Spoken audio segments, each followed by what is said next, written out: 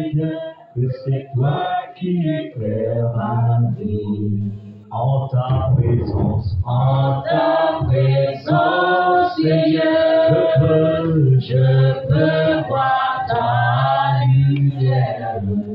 Et je comprends, Seigneur, que c'est toi qui éclaires ma vie. En ta présence, Seigneur, je peux voir ta lumière. Oh oui, et je comprends, Seigneur, que c'est toi qui éclaires ma vie. Alléluia, Alléluia, nous sommes entrés. Alléluia, nous sommes entrés. Alléluia, nous sommes entrés dans la maison du Père. Alléluia, Alléluia, nous sommes entrés. Alléluia, nous sommes entrés. Alléluia, nous sommes entrés dans la voie déchirée. Alléluia, Alléluia, nous sommes entrés. Alléluia, Alléluia, nous sommes entrés. Alléluia, nous sommes entrés dans la maison du Père. Alléluia, Alléluia, nous sommes entrés. Alléluia, Alléluia, nous sommes entrés. Alléluia, nous sommes entrés par la voie déchirée. Nous sommes dans la présence d'Élohim, le Dieu vivant et vrai. Et merci de parler à nos cœurs, Saint-Esprit du Dieu vivant, toi qui nous conduis dans toute la vérité. Nous ne voulons écouter personne aussi ce n'est toi. Que la voix de l'humain disparaisse. Que tout ce qui est de l'être humain disparaisse. Et que toi seul parles. Et que nos cœurs, Seigneur, soient en ta présence. Que les pensées soient en ta présence. Que tout notre corps soit en ta présence. Parce que tu dis que nous sommes le temple de l'Esprit Saint. Qu'il en soit ainsi et que ton nom soit jamais élevé et glorifié au nom très saint de Jésus-Christ de Nazareth. Amen. Amen. Salutations en Christ dans le nom de Jésus. Amen. Et que la paix, la joie, la santé vous soient communiquées pendant que nous sommes dans la présence de Dieu. Amen. Que le fer soit fortifié.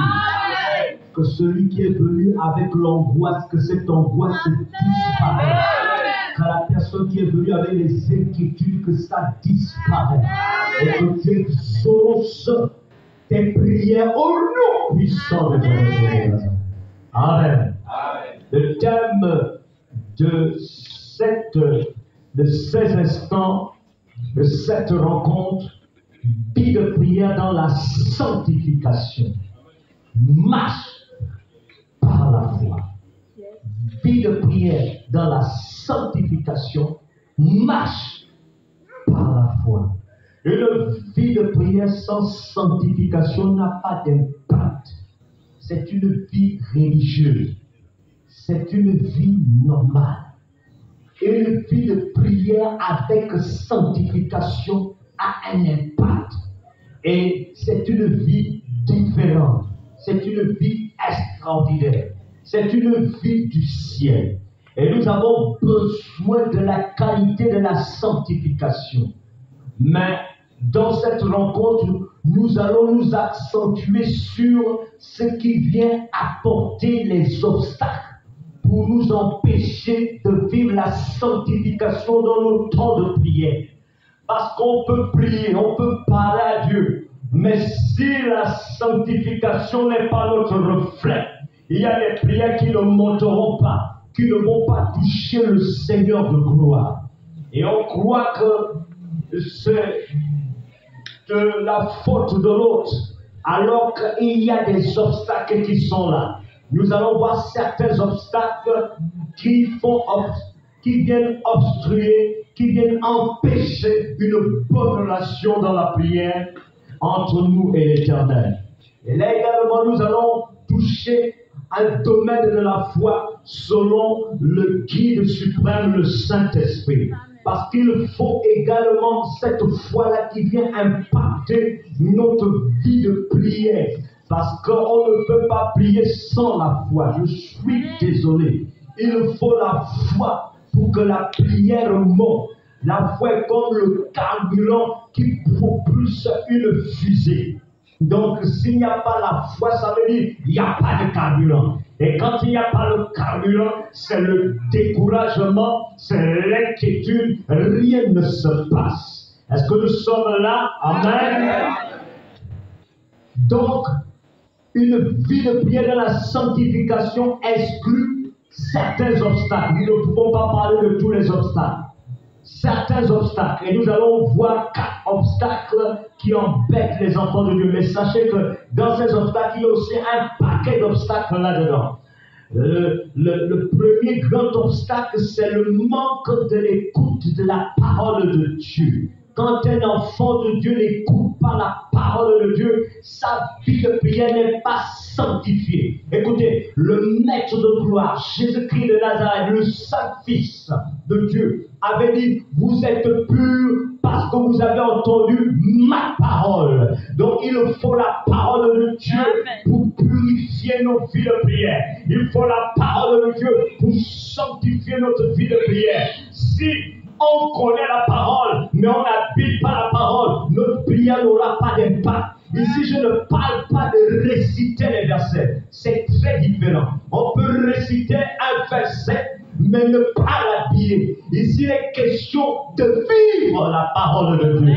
Il faut habiller la parole de Dieu. Quand tu pries, tu habilles la parole de Dieu. Quand tu déclares une promesse de l'Éternel, tu dois habiller cette promesse avec que quand tu es en train de prier, Dieu voit cette promesse dans ta vie. Il ne te voit pas, mais il voit la promesse. La promesse, par tes meurtrissures, Christ, je suis guéri. Il doit voir que tu es revêtu de cette promesse-là, les meurtrissures. Il doit voir cela. Et quand tu vois les meurtrissures dans ta vie, il communique la guérison. Par tes meurtrissures, c'est où? C'est dans ma vie, Seigneur. Tes meurtrissures dans ma vie, je suis guéri. C'est ça l'impact de la foi. C'est ça l'impact de la parole de Dieu. Il nous faut cela. Lisons ensemble dans le livre de Proverbes, le chapitre 28, le verset 2. Proverbes, chapitre 28, verset 9. Déclare ce qui suit. Celui qui détourne son oreille pour ne pas écouter la Torah, sa prière même est une abomination. J'ai la version hébraïque. Celui qui détourne son oreille pour ne pas écouter la Torah, la loi, la parole de Dieu, sa prière même est une abomination. Donc, si quelqu'un ne met pas en pratique la parole de Dieu, ne vit pas selon la parole de Dieu, même sa prière est une abomination. C'est grave. C'est grave. Mais pourtant, nous courons dans nos temps de prière. Nous faisons à Dieu chaque matin. Seigneur, je te présente ma journée. Mais Dieu regarde, est-ce que tu vis ma parole? Est-ce que tu habilles ma parole? Ou bien tu la connais seulement? Il y a la connaissance intellectuelle de la parole de Dieu. Et il y a la connaissance spirituelle de la parole de Dieu. Quand on a la connaissance intellectuelle de la parole de Dieu, on la récite facilement. Mais quand on a la connaissance spirituelle de la parole de Dieu, on la vit. C'est pour cela, Jacques nous exhorte, il dit que nous ne voulons pas simplement à écouter, mais nous devons mettre en pratique la parole de Dieu. Donc il faut vivre la parole de Dieu pour que ta prière, pour que ma prière ne soit pas une abomination. Je suis désolé, on peut avoir plusieurs requêtes de prière. On peut présenter nos sujets de prière à Dieu, mais tant que l'on ne met pas en pratique sa parole, tant qu'on se détourne pour écouter sa parole, nos prières deviennent des abominations. Donc toi qui n'aimes pas écouter la parole de Dieu chaque jour, et chaque jour tu pries, mais je suis désolé, il faut l'équilibre. L'équilibre avec l'écoute et la prière. L'écoute et la prière. Tu ne peux pas seulement passer du temps en train de prier. Prier, c'est parler à Dieu. Prier, c'est présenter son besoin à Dieu. Tous les jours, nous ne pouvons pas présenter nos besoins à Dieu seulement. Il faut écouter Dieu. Dieu nous parle au travers de quoi? De sa parole. Sa parole est la vérité. Sa parole est l'esprit. Sa parole elle est vie. Il faut que j'écoute ce que Dieu a me dit. Comme ça aiguise ma prière et je peux prier selon la volonté du Père. Non pas selon ma volonté, mais selon sa volonté. Chaque jour, nous devons être en écoute. Écouter sa parole par tous les moyens que nous pouvons avoir. Il faut écouter pour que la prière ne soit plus une abomination. Quand un problème arrive, nous sommes prompts à présenter ce problème à l'Éternel. Seigneur, il y a tel problème, il y a tel problème, il y a tel problème. Et l'Éternel lui de poser la question, quand tu as commencé ta semaine le dimanche, est-ce que tu as pris le temps d'écouter ma parole? Quand tu es sorti des temps d'adoration, le culte du dimanche, est-ce que le soir tu as ruminé ma parole? Parce que c'est ça la question que le Père nous pose chaque jour. Il faut un bilan, le bilan de la parole de Dieu. Est-ce que chaque jour, le bilan de la parole de Dieu est 100% dans ma vie? Chacun doit faire l'autocritique de comment il écoute la parole de Dieu. Chacun doit voir le pourcentage de l'écoute de la parole de Dieu. Et oui, avant d'être des experts dans la prière, il faut être des experts dans l'écoute. Celui qui sait écouter le Père saura bien parler au Père. Celui qui sait écouter le Père saura bien parler au Père. Mais si on ne sait pas écouter le Père, on ne pourra pas bien parler au Père. C'est en écoutant qu'on saura comment il faut s'adresser à son Père. C'est comme ça. Mais si tu ne sais pas comment ton Père parle, mais tu vas parler de manière désordonnée et tu vas même le frustrer. Tu vas déranger même la bonne ambiance entre lui et toi. Mais quand tu as pris le temps d'écouter soigneusement ton Père, tu sauras comment lui présenter la requête. Tu sauras ce qu'il faut lui dire. Parce que tu sais comment ton Père parle. Et tu sais quel est le besoin de ton Père. Et tu sais ce que ton Père veut. L'écoute est vraiment une base dans la vie de prière. Le manque d'écoute, c'est un obstacle à la vie de prière dans la sanctification. Deuxième élément, et là nous allons partir dans Lamentation par la grâce de Dieu. Lamentation, le chapitre 3, le verset 1 à 9. Lamentation, chapitre 3, verset 1 à 9. Je suis l'homme fort qui a vu l'affliction par la verge dans sa fureur. Il m'a conduit et fait marcher dans les ténèbres et non dans la lumière. En effet, c'est contre moi qu'il a tout le jour tourné et retourné sa main. Il a fait vieillir ma chair et ma peau. Il a brisé mes os. Il a bâti contre moi. Il m'a environné de venin et de détresse. Il me fait habiter dans les lieux ténébreux comme ceux qui sont morts depuis longtemps. Il a fait une cloison autour de moi afin que je ne sorte pas. Il a appesanti mes chaînes. Même quand je crie et que j'élève ma voix, il arrête ma prière. Il a muré mon chemin avec des pierres de taille.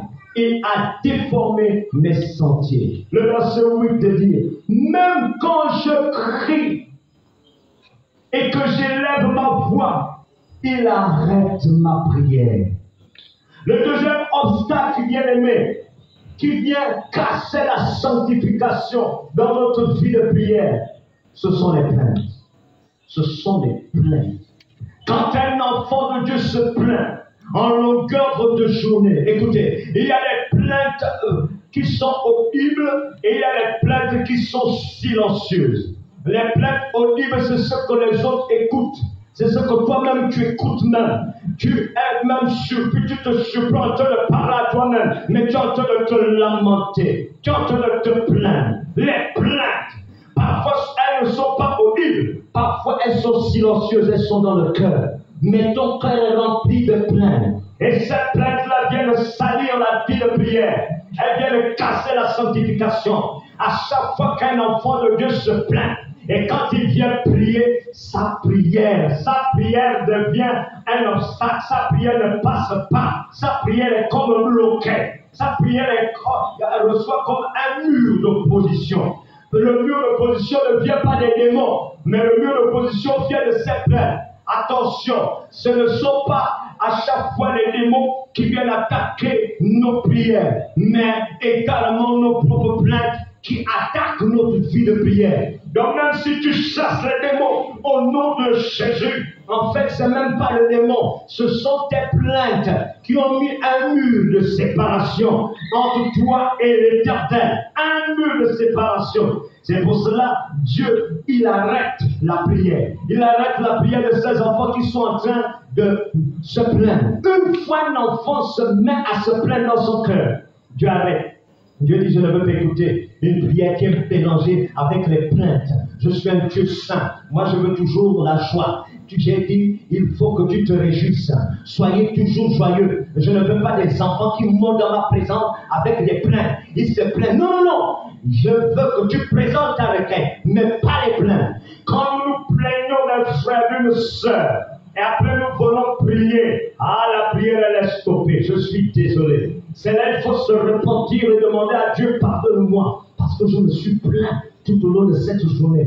Il suffit de se plaindre de la manière avec laquelle tu manges, de la nourriture que tu consommes, du vêtement que tu as, de la maison que tu as, si tu es véhiculé, de ton véhicule, si tu as les enfants, de tes enfants, du travail que tu as. Il suffit que tu te plaignes. Tu es en train de te plaindre de ton travail, tu te plains de ton salaire, tu te plains de ce que tu as. Et quand tu rentres dans la prière, cette prière ne passe pas parce que tu es en train de briser la sanctification. C'est pour cela, bien aimé, nous devons arrêter les plaintes. Nous devons nous repentir à chaque fois que nous nous plaignons. Parce que nos prières ne peuvent pas continuer comme cela. Dieu n'agrée pas des prières qui montent avec des plaintes. Dieu agrée des prières sanctifiées. Et pour que la prière soit sanctifiée, je dois me repentir, Seigneur, pardonne-moi. Je me suis plaint de ma situation. Je me suis plaint par rapport à l'eau. Je me suis plaint par rapport au soleil. Je me suis plaint par rapport à la pluie. Il suffit que tu te plaignes parce qu'il pleut beaucoup. Et puis tu rentres dans la prière. Ta prière est stoppée parce que tu vis dans les plaintes. Et Dieu ne reçoit pas ce genre de prière. Il suffit que tu te plaignes parce qu'il fait chaud. Dieu ne reçoit pas ta prière. Vous savez, il y a un niveau de prière où Dieu devient exigeant. Un niveau de prière qui nécessite la puissance du miracle. Et pour cela, il nous faut la sanctification. Si nous voulons voir les grandes choses, alors Dieu veut également nous amener à la maturité spirituelle. La maturité spirituelle fera de toi et de moi des enfants de Dieu qui ne se plaignent plus. Pourquoi que ce soit, tu ne te plains plus. La parole de Dieu dit quoi? Bénissez. On doit bénir le Seigneur. Il fait chaud, je te bénis. Il y a la pluie, je te bénis. Il y a un fort soleil, je te bénis. Il y a pas l'eau, je te bénis. Il y a l'eau, je te bénis. Je te bénis pour les vêtements. Je te bénis pour ceci. Tu rends grâce à Dieu pour toutes choses. Parce que toutes choses concourent pour le bien de ceux qui aiment le Seigneur. Toutes choses. Et si toutes choses concourent, alors il faut rendre grâce, mon frère. Nous devons apprendre à rendre grâce pour que nos prières soient sanctifiées et pour que nos prières montent sans difficulté. Et quand nous le faisons, je ne vois pas quel démon va même toucher cette prière. Parce que c'est une prière qui pue. Le démon ne peut pas. Une prière qui est sanctifiée, l'ennemi ne peut rien faire par rapport à sa prière, à cette prière-là. Elle monte. Une prière qui est sanctifiée, le Père ne s'oppose pas. Il ne dit pas, je ne veux pas écouter ta prière. Je ne peux pas, je ne peux pas. À chaque fois que mes enfants veulent me parler, puis se mettre à prier, je dis non. Quand tu vas te calmer, tu reviens, on va parler tranquillement. Mais pendant que tu pleures là, moi je ne comprends pas ton langage. Donc tu te calmes d'abord, et quand tu t'es calmé, tu reviens, on parle tranquillement. Et ils ont compris ce principe-là. Mais que dis bien, ça pleure, ça parle, tu comprends rien. Ça pleure, ça parle, tu comprends rien. Il faut que la personne se calme. Et c'est la même chose, je le crois, que Dieu fait avec nous. Il veut d'abord nous calmer. Alléluia. Calme-toi, mon enfant, je suis là pour toi. Calme-toi, mon enfant, j'ai le temps pour toi. Je ne fuis pas, je suis là pour toi. Tu m'invoques, je suis là. Mais il faut que tu te calmes. Amen. C'est pour cela, quand il y avait la tempête, les disciples étaient agités. Pour les lecteurs de la parole de Dieu, ils étaient agités dans la barque, ils étaient agités. Et qu'est-ce qui se passait? Le maître dormait tranquille. Comment tu peux dormir paisiblement? Il y a la tempête. On a vu ça où? Tout le monde a peur pour sa vie. Quand on va mourir, les vagues tombent, remplissent la barque. Les disciples sont en train de se battre pour vider de l'eau. Lui, il fait quoi? Il dort comme un petit enfant tranquille. Il dort. On m'a obligé de le lever. Mais. Il se réveille. Nous vois-tu pas? Nous vois-tu pas que nous périssons? Il se lève tranquillement.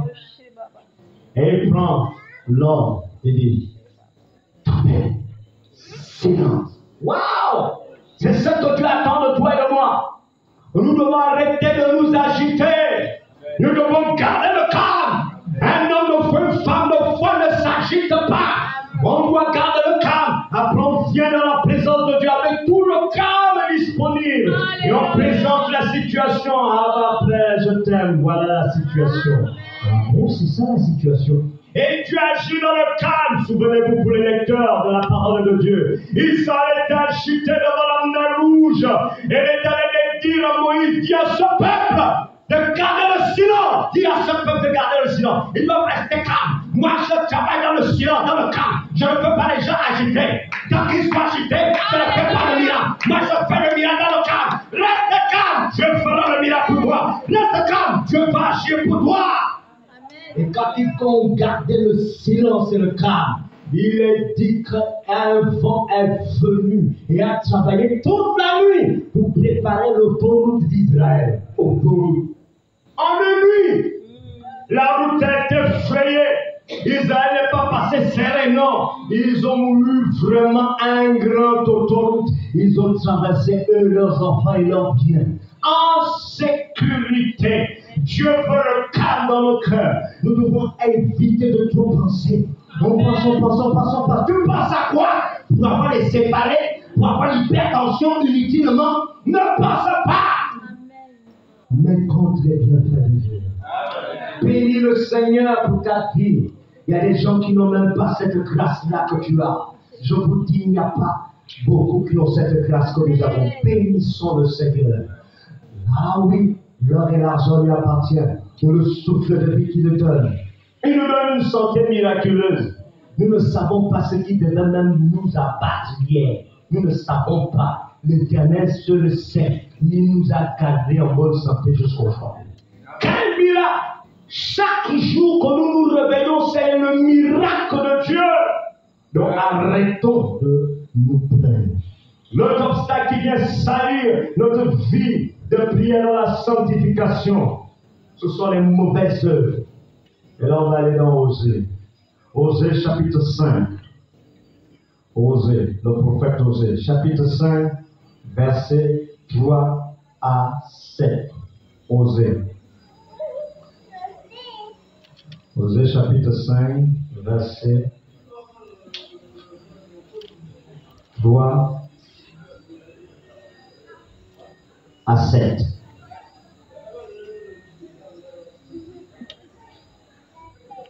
Il est écrit,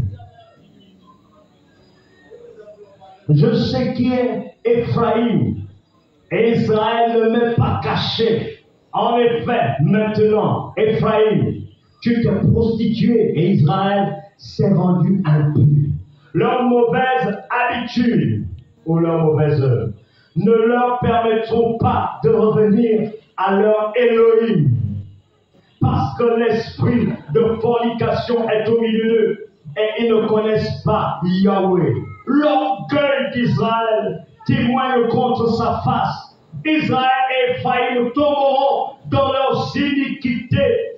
Yehuda aussi tombera, c'est-à-dire Juda, avec eux. Ils iront avec leurs brebis et leurs bœufs chercher Yahweh, mais ils ne le trouveront pas. Il s'est retiré du milieu d'eux. Ils se sont montrés infidèles envers Yahweh, car ils ont engendré des fils étrangers. Maintenant, un mois suffira pour les dévorer avec leurs pieds. Amen. Les mauvaises œuvres du peuple d'Israël, d'Ephraïm, de Juda, leurs mauvaises œuvres ont fait en sorte que Dieu se retire d'eux. Et donc nous devons faire attention à nos actes, les actes que nous posons au quotidien. Nous devons éviter de faire du mal à qui que ce soit. Quand on a une vie de prière, on doit faire attention. Quand on a le niveau de la vie de prière avec sanctification, cette vie de prière qui attire le miracle de Dieu, nos actes doivent être conformes à la parole de Dieu. Nous devons éviter de faire du tort à qui que ce soit. Nous devons éviter de frustrer qui que ce soit. Et si nous avons offensé quelqu'un, nous devons réparer cela. Il faut réparer tous les torts. Si on est en couple, il faut réparer les torts. Si on travaille avec les autres, il faut réparer les torts. Même avec ses enfants, s'il y a une offense, il faut réparer. Si j'ai frustré mon enfant, je ne regarde pas pour savoir si l'enfant a 17 ans. Je n'attends pas que mon enfant ait 17 ans pour lui dire pardonne-moi. Non. C'est maintenant que j'apprends à mon enfant que même papa, quand il a tort, il demande pardon. Amen. Et c'est comme ça à la maison. Il arrive que accidentellement, j'ai marché sur l'enfant et l'enfant s'est fait mal. Alors je lui dis, ah pardonne-moi, je n'ai pas fait exprès. Pardonne-moi. Et l'enfant copte cela. Quand l'enfant aussi offense l'autre, on enseigne, il faut demander pardon. Et ça marche comme cela. Donc il faut que nous puissions travailler pour qu'il n'y ait pas d'iniquité dans notre vie de prière. Il faut combattre l'iniquité. Il faut éviter tout ce qui est débauche, tout ce qui est infidélité. Nous ne devons pas être infidèles à Yahweh. Nous devons être fidèles. Fidèles. Nous avons promis de prier à 5 heures du matin. Personne ne t'a obligé. Toi-même, tu as promis. Il faut être fidèle. Il y a beaucoup d'infidélité.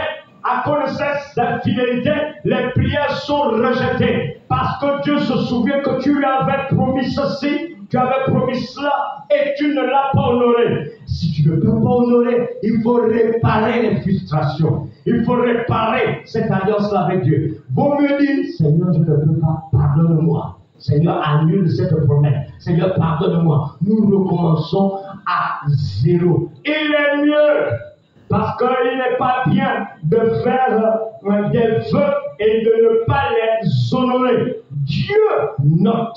Dieu note notre service également.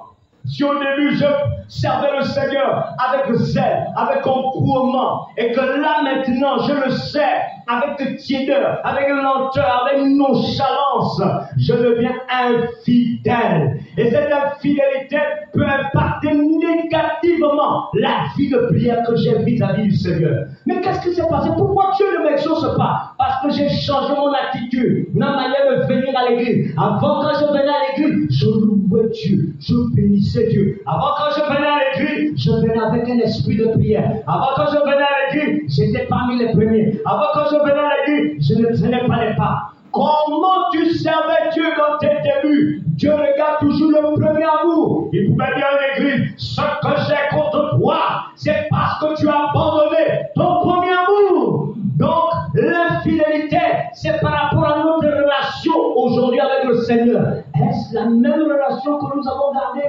Ou bien la relation a changé? Qu'es-tu devenu après 10 ans en Christ, 5 ans en Christ, 3 ans en Christ, 20 ans en Christ? Qu'es-tu devenu? Es-tu devenu foi? Es-tu devenu loup? Es-tu tu es venu maintenant accoutumé avec les choses de Dieu, tu es rentré dans l'habitude, ou bien tu cherches la nouveauté. Pour toi, Dieu est toujours neuf. Pour toi, Dieu est toujours glorieux. L'infidélité également dans nos offrandes, dans nos livres, ça peut arriver. On a changé, on détourne maintenant les offrandes, les dîmes. On a changé notre manière de donner. Avant, on donnait avec joie. Maintenant, on donne avec des plaintes.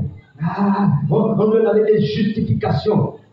Seigneur, si je ne peux pas te donner aujourd'hui, c'est parce qu'il y a tel problème. On se justifie. Seigneur, si je ne peux pas donner ma dîme, c'est parce que je dois régler ce problème. Si je ne peux pas donner mon offrande, Seigneur, c'est parce qu'il y a tel problème. Dieu n'est pas là pour cela. Oh non, Dieu, il va t'honorer. Nous voulons t'honorer, nous voulons l'exaucement, mais nous faisons ce qui est injuste devant le Seigneur. Nous présentons les requêtes à Dieu, mais nous faisons le contraire dans notre vie quotidienne. Comment on peut espérer une bénédiction? Comment on peut espérer l'exaucement? Pour qu'il y ait l'exaucement, il y a certaines choses qu'il faut réparer, les petites choses.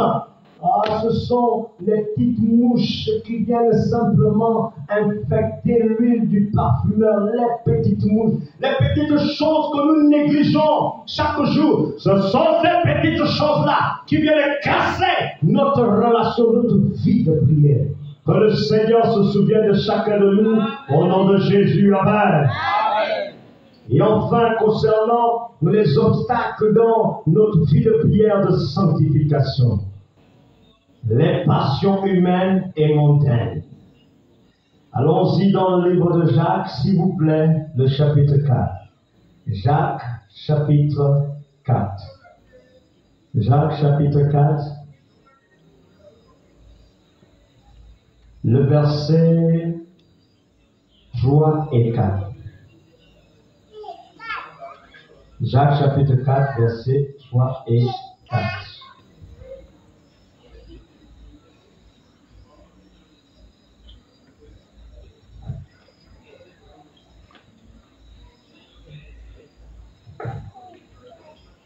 La parole de Dieu déclare ce qui suit.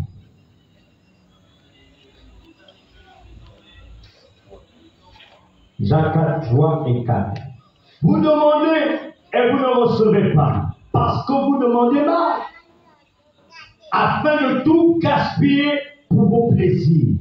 Adultère et femme adultère, ne savez-vous pas que l'amitié pour le monde est inimitié contre Elohim? Celui donc qui veut être ami du monde se rend ennemi d'Elohim. Les passions humaines. Oui, quand on aime les choses de la terre, attention, ce sont des obstacles. La télévision, je suis désolé, la télévision peut être un obstacle dans la vie de prière. Tous les gadgets qui viennent maintenant violer notre vie peuvent être des obstacles. Ce sont même des obstacles dans notre vie de prière.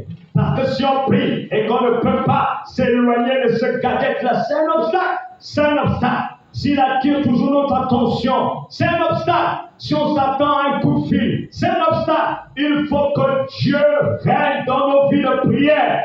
Dieu doit être numéro 1.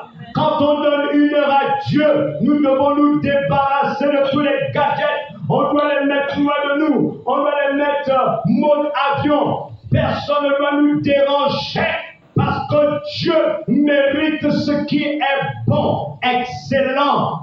Oh, les gadgets sont rentrés à l'église. Les gadgets. Il y a d'autres même pendant même les cultes. Ils sont dans leur message. Ils doivent voir, lire d'abord ce qu'on a dit et tout cela. Non, il faut faire attention. Ne pas aimer les choses du monde. Je ne sais pas. Les choses du monde, le club qui t'attire, les musiques mondaines, les choses du monde, les habits du monde, le style du monde, les codes du monde, beaucoup de choses de ce monde. Nous devons faire très attention, très attention. Je ne dis pas de ne pas bien s'habiller, mais je dis qu'il ne faut pas être fan des beaux vêtements. Il ne faut pas être fan de quoi que ce soit. Il ne faut pas donner tout son corps là-dedans. Il faut donner tout son corps au Seigneur de gloire.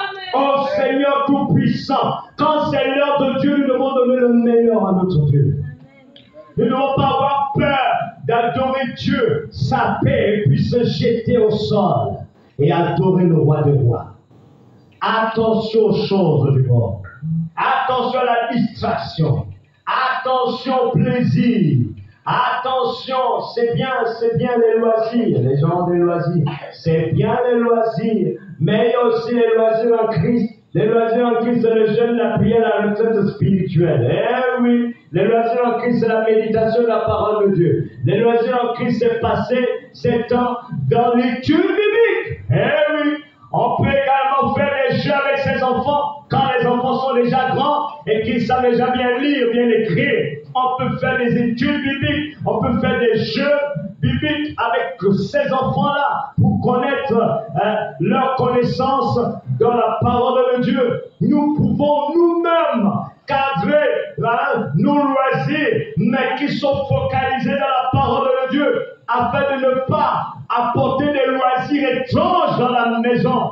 Il y a des maisons qui sont remplies des ludos, des quoi, tous les monopolies. Moi, je ne suis pas contre tous vos trucs-là, mais je vous dis que ce sont ces choses qui éloignent les enfants de la présence de Dieu. Ça éloigne. Je suis désolé de vous scandaliser avec votre ludo, mais quand vous passez du temps là-dedans, ça n'apporte rien. Rien d'éducatif à l'enfant. Ça l'éloigne du Seigneur. Il est mieux de rechercher. De rechercher dans Internet les jeux bibliques, les jeux basés sur la parole de Dieu. Il y en a. Cherchez les choses qui apportent Christ dans vos maisons. Inventez vous-même des jeux, des loisirs qui glorifient le Seigneur. C'est important de le faire. Parce que si nous ne sommes pas créatifs, le monde va créer des choses pour éloigner les enfants de Dieu de la présence du Seigneur. Et la vie de prière va diminuer. Ce qui vient salir la vie de sanctification de la prière, ce sont ces choses-là qui viennent nous embrouiller l'esprit. Parfois, les pensées sont déjà ailleurs. Pensez ailleurs. Nous devons faire très attention. Très attention. Il y a d'autres qui travaillent maintenant des heures en poursuite. À un moment, il faut recadrer même le travail par la prière. Seigneur, que mon travail ne m'éloigne pas de toi. Que mon travail, Seigneur, te glorifie, Seigneur. Donc, nous avons l'autorité de recadrer les choses. Mais il faut prier pour ton travail. Il faut intercéder pour ton travail. Il faut jeûner pour ton travail. Peu jeûnent pour leur travail. Peu prennent un mois, dans le mois, 1 ou 2 ou 3 jours pour jeûner pour leur travail. Afin que leur travail les rende spirituels. Écoutez, Joseph, malgré qu'il travaillait au milieu des montagnes, Joseph était toujours un homme spirituel. Parce que la parole de Dieu ne nous dit pas tout concernant Joseph. Mais je suis convaincu que cet homme-là, ce jeune homme-là, avait une relation merveilleuse avec son Dieu. Quand il travaillait chez M. Potiphar, il avait une relation, il avait 7 ans avec le Seigneur. À la prison, la même chose. Même chez Pharaon, la même chose. C'est extraordinaire. C'est extraordinaire que Dieu se souvienne de chacun de nous. Amen.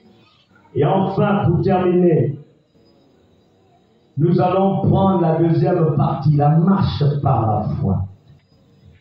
La marche par la foi. La marche par la foi inclut des mains pures pleines de foi. Selon 1 Timothée chapitre 2 verset 8 qui dit qu'il veut, le Seigneur veut des hommes qui élèvent les mains pures. 1 Timothée chapitre 2 verset 8. Je veux donc que les hommes prient en tout lieu en élevant des mains pures, sans colère ni raisonnement.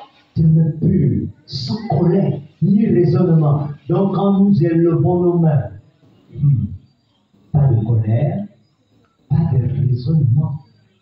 Oh, on le voit. L'homme qui a la foi ne raisonne pas. Dieu, tu vas même faire comment? Dieu, tu vas même agir comment?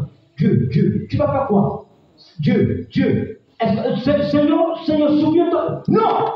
Un homme, une femme de foi, il n'y a pas de raisonnement. On On ne raisonne pas. Avec Dieu, c'est oui, amen. C'est tout. Dieu, je ne sais pas comment tu vas faire, mais j'ai confiance en toi, à toi la gloire. Mais quand on regarde les raisonnements, ah, mes frères, nous sommes aussi humains, bon, c'est vrai. Hein? Non, on n'est pas là pour réfléchir comme des êtres humains. Nous sommes là pour réfléchir comme des hommes spirituels. Ah oui, nous ne sommes pas chers, nous sommes spirituels. Pas de colère, pas de raisonnement. Quand tu pries, quand je prie, il ne doit pas y avoir de colère. Si je suis en colère, je dois savoir que la colère de l'homme n'accomplit pas quoi? La justice de Dieu. Il faut que je me débarrasse de ma colère. Pas de raisonnement. Donc il faut chasser les mauvaises pensées qui veulent nuire à ta bonne relation avec le Seigneur. S'il y a trop de mauvaises pensées, stop. Arrête de parler à Dieu. Arrête. Règle d'abord ce problème-là. Avec ta conscience. Si elle te reproche, règle cela. Mais pas de raisonnement. Des mains pures. Des mains pures. Et Exode, le chapitre 17, verset 11, nous parle de Moïse. À chaque fois que Moïse élevait les mains, Israël était vainqueur sur Amalek. À chaque fois qu'il baissait les mains, Israël était vaincu. C'est maintenant Amalek qui avait domination. Ça veut dire quoi? Ça veut dire qu'à chaque fois que nous allons baisser la main, c'est la colère qui va nous remplir, les raisonnements qui vont nous remplir. Mais à chaque fois que nous allons élever la main, nous allons veiller à ce que la colère ne soit pas le partage ni les raisonnements. Donc la foi doit être en éveil.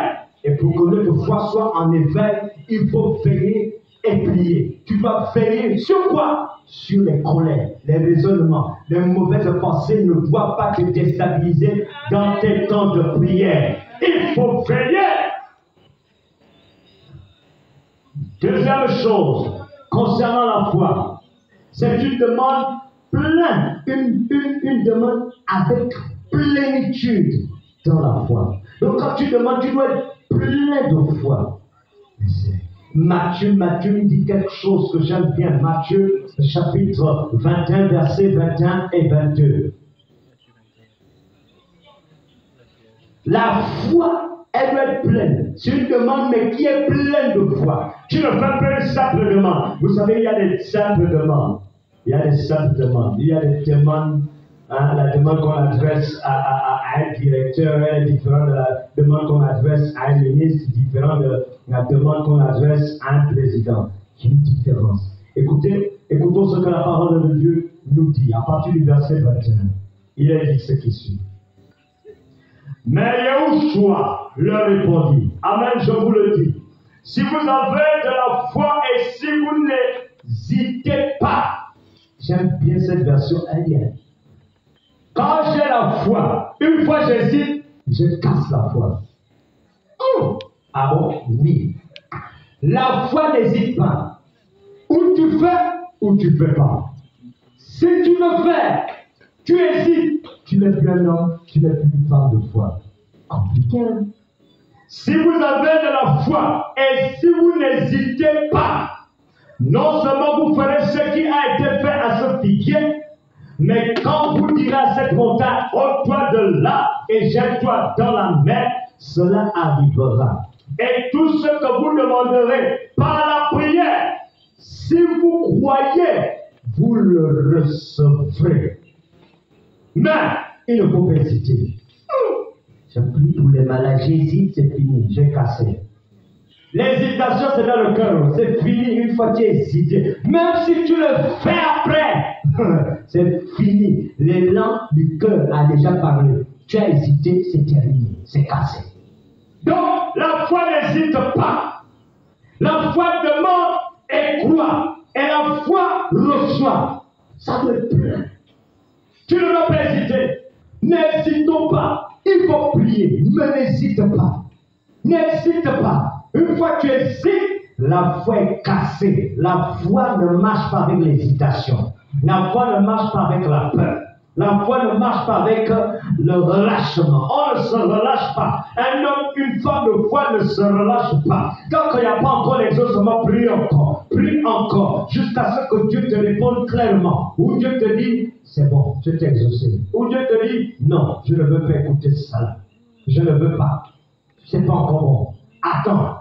Mais tant que Dieu n'a pas répondu, tu continues à demander. Et tu crois, et tu crois, et tu crois jusqu'à recevoir. Tu dois croire jusqu'à recevoir. Tant que tu n'as pas reçu ta réponse, j'ai dit bien reçu la réponse. La réponse peut être non, la réponse peut être oui, la réponse peut être attends. Mais je dis que tant que tu n'as pas reçu ta réponse, tu n'arrêtes pas de demander, tu n'arrêtes pas de prier et tu n'hésites pas par rapport à ce sujet. Il ne